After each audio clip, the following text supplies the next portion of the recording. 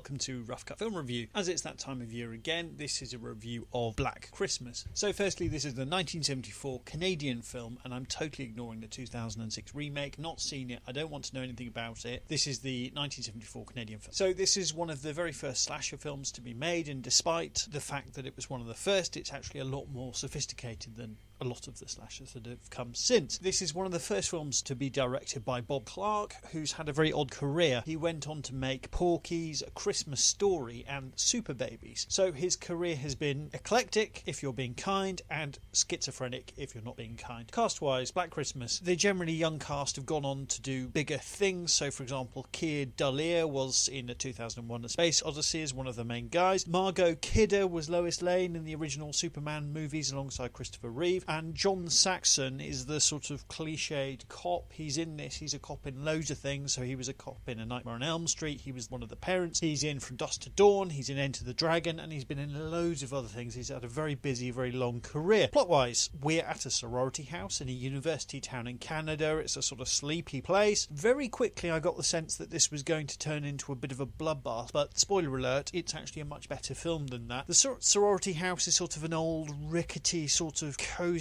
place with lots of nooks and crannies and almost sort of forgotten rooms, and that's crucial to the plot. The sorority house, they've been receiving some very unsettling phone calls and bad stuff that we're aware has been going on that most of the people there are unaware of. So there have been a murder or two at the beginning, but to them it's just missing girls. So for example, we have one of their parents who's come in and, I was supposed to be meeting my daughter for lunch, she didn't turn up, where on earth is she? There's also a subplot there which sort of joins into the main plot regarding one of the members of the sorority. She's sort of a bright, young, attractive thing who's got her whole life ahead of her. She finds out that she's pregnant, and in what must have been a very forward-thinking and very shocking twist at the time, not that it's a twist, but basically they have a very frank and open discussion about abortion, and they just handle it in a very matter-of-fact sort of a way, and that then goes into the main plot. And in a sense, actually, the film's mature handling, and I would call it mature, of such a serious topic as abortion, for me is a lot more shocking than a lot of really bloody things in other slasher films. I thought that was really, really good, really interesting. So what we really have is two things going on here. Firstly, it's an old-fashioned campfire chiller. You know, the kind you tell when you're kids, where the car behind is sort of bashing your car or the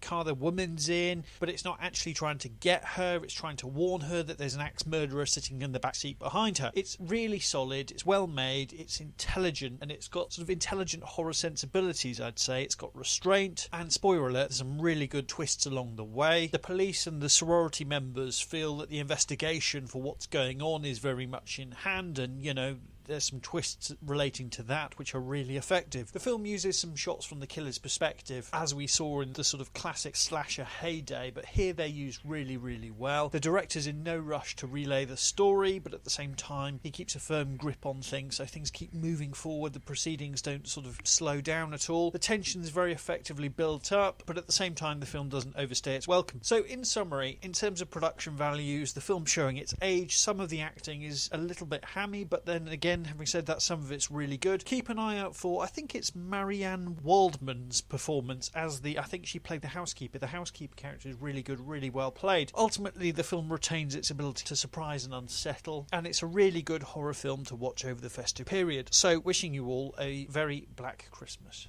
That's not a racist thing. Kind regards, Christopher Thomas.